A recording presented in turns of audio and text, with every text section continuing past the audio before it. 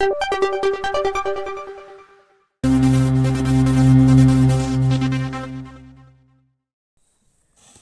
बच्चों, कैसे हो? उम्मीद करती हूँ कि आप बहुत अच्छे होंगे और आपकी पढ़ाई भी बहुत अच्छे से हो रही होगी। तो आज यहाँ पर हम बच्चों कक्षा तीसरी की भाषा भारती मतलब हिंदी का सप्ताह 20 आवधिक आकलन दिवस 1 के प्रश्नों को हल करने वाले हैं बच्चों। तो क्या आप लोग तैयार हो बच्चों हल करने के लिए? चलो देखते हैं। हम सप्ताह 20 का दिवस 1 आवधिक आकलन भाग है एक लिखित प्रश्न के अंतर्गत प्रश्न पहला है बच्चों, निम्नलिखित शब्दों के दो दो पर्यायवाची समानार्थी शब्द लिखिए। तो हवा का लिखेंगे बच्चों। पर्यायवाची और समानार्थी का मतलब होता है बच्चों कि उसी का दूसरा नाम। तो हवा को हम और क्या कहते हैं बच्चों? तो हवा को कहते हैं वायु और पवन। अब पेड़ का देख लेते हैं। तो पेड़ को क्या कहते हैं बच्चों? हम लोग वृक्ष कहते हैं और तरु कहते हैं। चंद्रमा को और क्या कहते हैं बच्चों? हम तो चंद्रमा का पर्यायवाची और समानार्थी हो जाएगा चंद्र और राकेश। आकाश का हो जाएगा बच्चों अंबर और नभ। ठीक है। प्रश्न दूसरा है बच्चों, निम्नलिखित वाक्यों में रेखांकित संज्ञा शब्दों के स्थान पर सर्वनाम का प्रयोग करते हुए वाक्य पूरा कीजिए। तो संज्ञा और सर्वनाम हम क्लासरूम में पढ़ चुके हैं बच्चों। संज्ञा मतलब किसी का नाम, स्थान का, व्यक्ति का, और सर्वनाम उसके बदले जो हम वह, यह, तुम, तू उपयोग करते हैं वो हो जाता है बच्चों। तो देख लेते हैं हम क्या है। यहाँ दिया गया है, मृदुला कक्षा 3 में पढ़ती है। मृदुला ने इस बार विद्यालय की निबंध प्रतियोगिता में प्रथम स्थान प्राप्त किया। मृदुला का एक छोटा भाई है। मृदुला अपने भाई के साथ खेलती है। तो जितने जगह पे भी मृदुला शब्द आया है वहाँ पर हमको क्या करना है? सर्वनाम लगाना है। तो हम इसको ऐसा लिख लेंगे बच्चों, मृदुला कक्षा 3 में पढ़ती है। उसने इस बार विद्यालय की निबंध प्रतियोगिता में प्रथम स्थान प्राप्त किया है। उसका एक छोटा भाई है। वह अपने भाई के साथ खेलती है।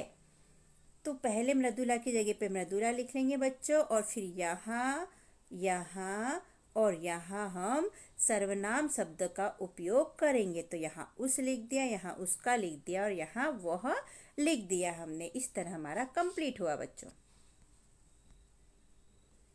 क नंबर का प्रश्न है बच्चों, निम्नलिखित मुहावरों का अर्थ लिखिए। दांतों तले उंगली दबाना। तो इसका मतलब होता है बच्चों आश्चर्यचकित होना। जब हमें कोई आश्चर्य वाली चीज दिख जाती है, अचंभा होता है, तो हम दांतों तले उंगली दबा लेते हैं, आश्चर्य से आश्चर्यचकित हो जाते हैं। तो उसको कहते हैं दांतों तले उंगली दबाना। फिर 2 पैसे जुटाना।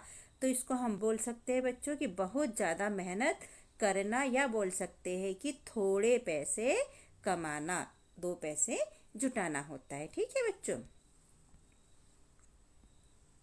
यदि आपको कुछ समझ में नहीं आता है बच्चों, तो आप हमें कमेंट करके कमेंट में प्रश्न पूछ सकते हैं कि टीचर ये कैसा होता है। हम उसका उत्तर आपको समझाएंगे बच्चों अलग से। ठीक है।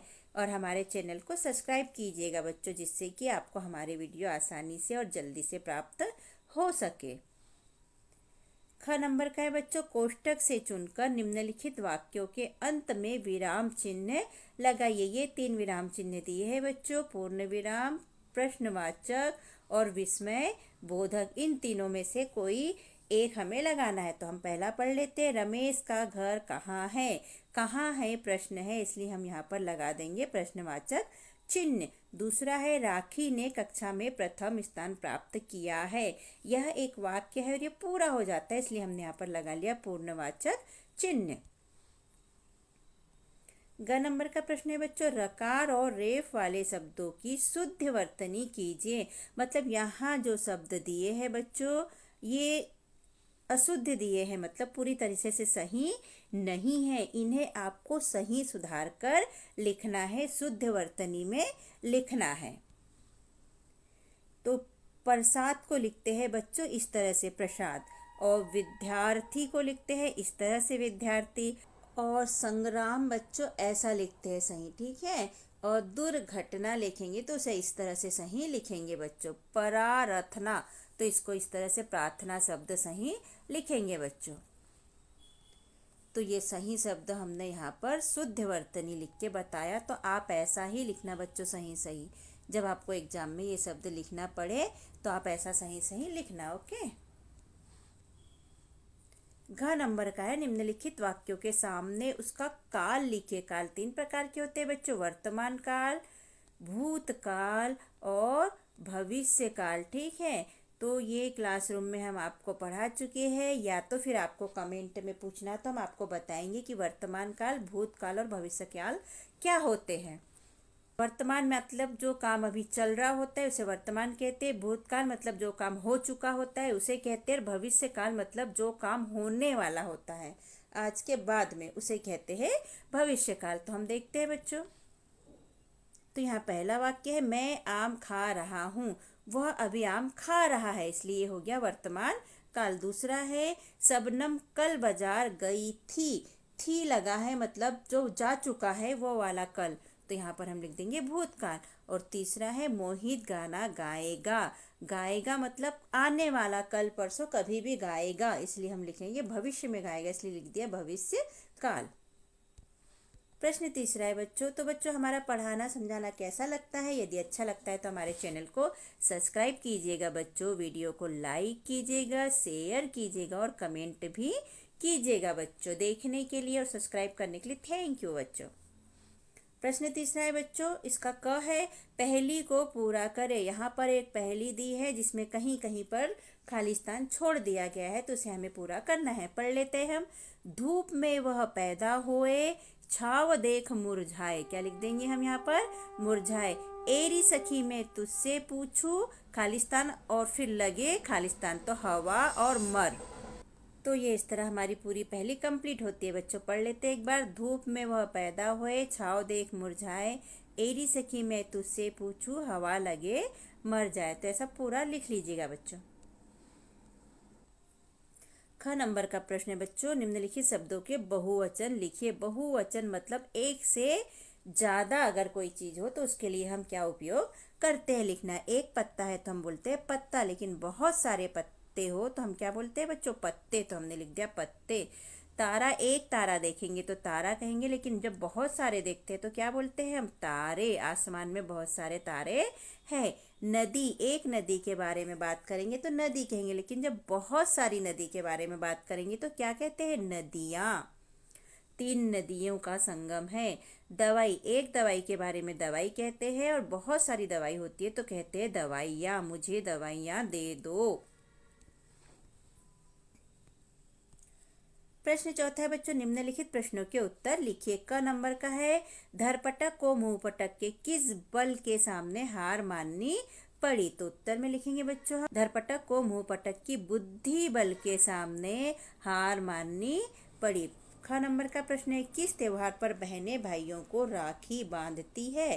तो आप जानते हैं बच्चों राखी कब बांधती है बहनें? रक्षाबंधन के त्योहार पर। तो हमने लिख दिया रक्षाबंधन के त्योहार पर। ग नंबर में पूछा है बच्चों, गुलाब के पौधों के अंगों में हो रही लड़ाई को किसने समाप्त कराया। तो जो पाठ में दिया है बच्चों उसमें से हमको पता है तितली ने समाप्त कराया था। लड़ाई को किसने समाप्त कराया था?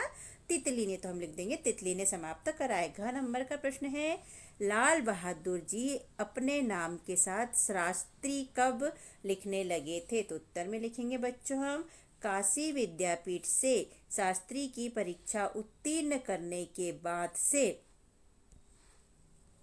लाल बहादुर शास्त्री जी अपने नाम के साथ शास्त्री लिखने लगे थे। ऐसा यहाँ पर आगे लिख लेंगे बच्चों हम। ठीक है, देख लेते हैं बच्चों, श्रवण कुमार नाटक का किस महापुरुष पर गहरा प्रभाव पड़ा था। तो श्रवण कुमार नाटक का महात्मा गांधी पर गहरा प्रभाव पड़ा था, इसलिए हमने लिख लिया महात्मा गांधी। और आप भी लिख लीजिएगा। प्रश्न 5वां, निम्नलिखित शब्दों के विलोम शब्द लिखना है। क्या लिखना है बच्चों? विलोम।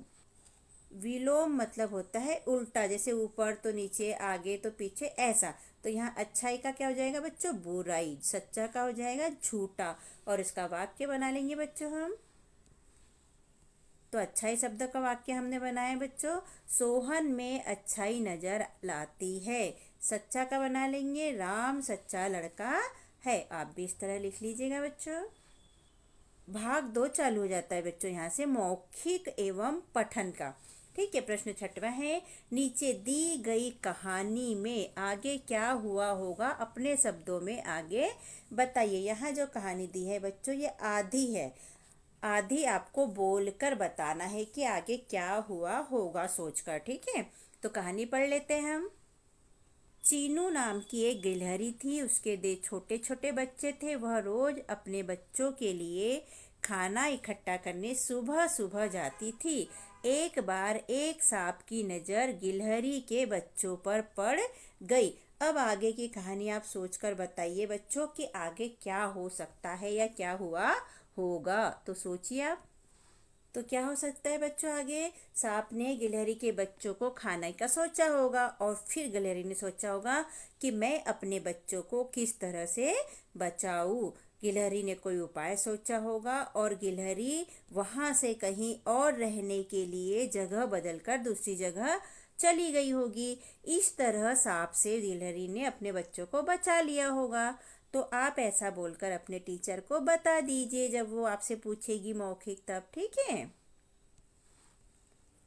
प्रश्न 7वां है बच्चों, निम्नलिखित बिंदुओं के आधार पर चर्चा करें। एक बार चींटे और लोमड़ी ने मिलकर गेहूं बोया। लोमड़ी चालाक थी, वह काम न करने के लिए रोज बहाना बनाती थी।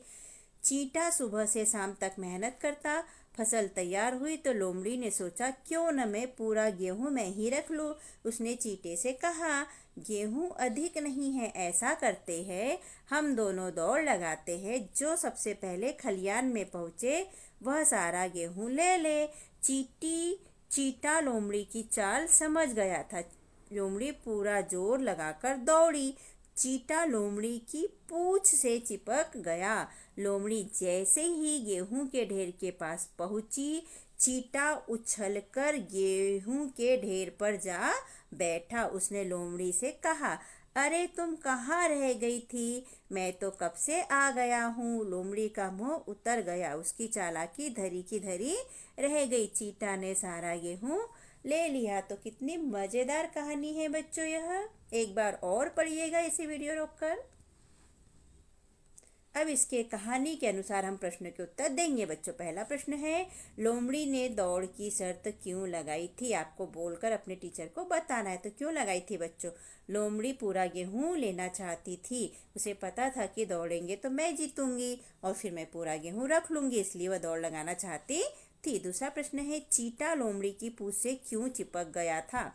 चींटा को पता था कि लोमड़ी दौड़ में जीत जाएगी और मैं हार जाऊंगा, तो मैं क्या करूं। उसने अपना दिमाग लगाया और वो पूंछ पर चिपक गया। इस तरह वह और कूदकर गेहूं की ढेर पे जा बैठा और वह लोमड़ी से पहले गेहूं को, और इस तरह वह गेहूं की ढेर पे जा पहुंचा और उसका गेहूं हो गया, क्योंकि मेहनत भी तो उसी ने की थी बच्चों, है ना। क्या चींटे ने ठीक किया था। हाँ, चींटे ने ठीक किया था, क्योंकि लोमड़ी उसे धोखा दे रही थी और लोमड़ी पूरा गेहूं हथियाना चाह रही थी। अगर चींटा ऐसा न करता तो क्या होता। अगर चींटा ऐसा न करता तो चींटा हार जाता और पूरा गेहूं लोमड़ी ले लेती। गेहूं पर सच्चा अधिकार किसका था। गेहूं पर सच्चा अधिकार चींटा का था। ठीक है। लोमड़ी हार कर क्या सोच रही होगी। लोमड़ी हार कर सोच रही होगी कि अरे मैंने गलत किया शर्त लगाकर। इस कहानी को अपने शब्दों में सुनाइए। तो ये कहानी को आपको जितनी याद है उसको अपने शब्दों में आप अपने टीचर को सुना दीजिए। जो भी क्वेश्चन के आंसर आपके टीचर आपसे पूछेंगे उसको बोलकर आप बता दीजिएगा बच्चों। ठीक है। अगला है हार जीत की दूसरी कहानी सुनाइए, जैसे कछुआ और खरगोश। तो कोई भी एक कहानी जिसमें हार जीत होती है बच्चों, कहानी आप सुना सकते हैं। ठीक है। उसमें से कछुआ और खरगोश भी एक कहानी है जो आपने जरूर सुनी होगी। प्रश्न 8वां, नीचे दी गई कहानी में आगे क्या हुआ होगा अपने शब्दों में लिखिए। तो हम यही वाली कहानी जो हमने अभी चीनू वाली पढ़ी थी। चीनू नाम की एक गिलहरी थी, उसके दो छोटे बच्चे थे। वह रोज खाना लाने जाया करती थी सुबह सुबह। एक बार सांप की नज़र गिलहरी के बच्चों पर पड़ गई। अब हम आगे कहानी को पूरा करेंगे। वह गिलहरी के बच्चों को खाना चाहता था, लेकिन गिलहरी सांप की नीयत को पहचान गई थी। वह अपने बच्चों के साथ किसी दूसरी जगह पर चली गई और इस तरह हमने कहानी पूरी की बच्चों। यहाँ निर्देश दिए हैं कि शिक्षक छात्रों से अपने समक्ष मतलब सामने यह आंसर पढ़ने को कहेंगे। छात्र छात्रा द्वारा प्रति मिनट कितने शब्दों में पढ़ने का प्रयास किया, उन शब्दों की संख्या लिखें। गद्यांश की समझ जानने के लिए मौखिक प्रश्न करें। छात्र संख्या अधिक होने पर 2-3 दिन में आकलन करें।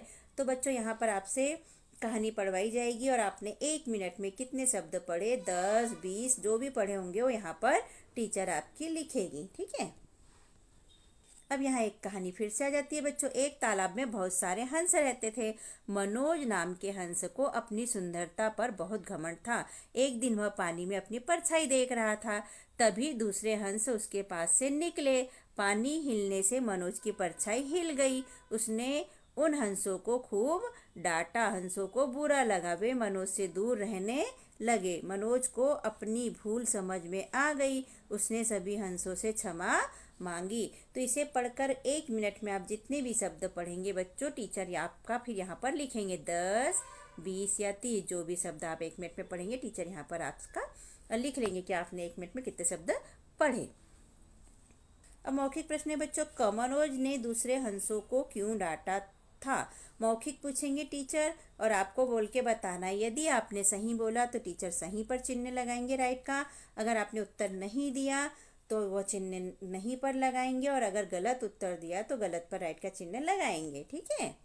तो आप इसका उत्तर बताइए। दूसरा ख नंबर का प्रश्न है, हंसों ने मनोज को सबक कैसे सिखाया? तो अगर इसका उत्तर आप सही बताते तो सही पर निशान लगेगा, उत्तर नहीं बताते तो नहीं पे लगेंगे और गलत बताएंगे तो गलत पर राइट का चिन्ह लगेगा बच्चों। और पता चलेगा कि आपने सही उत्तर बोला, गलत बोला या नहीं बोला।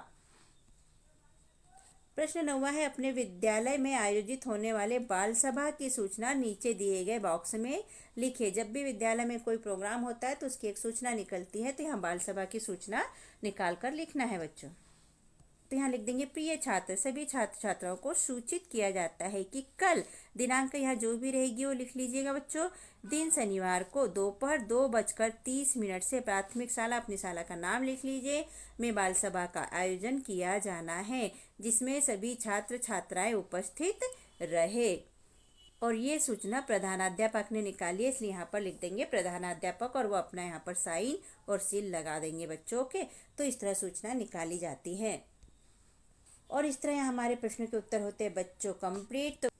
तो बच्चों हमने कक्षा 4th की अंकुर और कक्षा 5वीं की 8 ग्रेड भी यहाँ पर अपलोड की है। अगर आपके भाई बहन इस कक्षा में है या रिश्तेदार है तो उन्हें ये वीडियो शेयर कीजिएगा बच्चों। ओके, वीडियो शेयर करने के लिए, वीडियो देखने के लिए और चैनल को सब्सक्राइब करने के लिए बच्चों थैंक यू। और सब्सक्राइब करना मत भूलिएगा बच्चों। सब्सक्राइब केवल एक बार करना होता है बच्चों और सब्सक्राइब करने से वीडियो हमारे यूट्यूब चालू करने पर बहुत ऊपर आपको आसानी से मिल जाते हैं, इसलिए सब्सक्राइब करके रखिएगा बच्चों कि आपको वीडियो आसानी से मिल पाए और आप हमारे वीडियो देख पाए। Okay, thank you. मिलते हैं फिर किसी और वीडियो में। हमने अपने चैनल पर कक्षा 4th की अंकुर अभ्यास पुस्तिका के सभी विषय के वीडियो बनाकर अपलोड किए हैं, जो आप हमारे चैनल पे जाके सब्सक्राइब करके देख सकते हैं। और कक्षा 5वीं की भी सारे विषय की 8 ग्रेड अभ्यास पुस्तिका के प्रश्नों को हमने हल करके यहाँ पर अपने चैनल पे अपलोड किए हैं, जिन्हें आप बच्चों चैनल पे सब्सक्राइब करके देख सकते हैं। तो आप हमारे चैनल को सब्सक्राइब कीजिए बच्चों और वीडियो को लाइक कीजिए, शेयर कीजिए, जिससे कि हमें मोटिवेशन मिलते रहे और वीडियो अपलोड कर सके। Okay, thank you. फिर मिलते हैं अगले वीडियो में। Bye bye.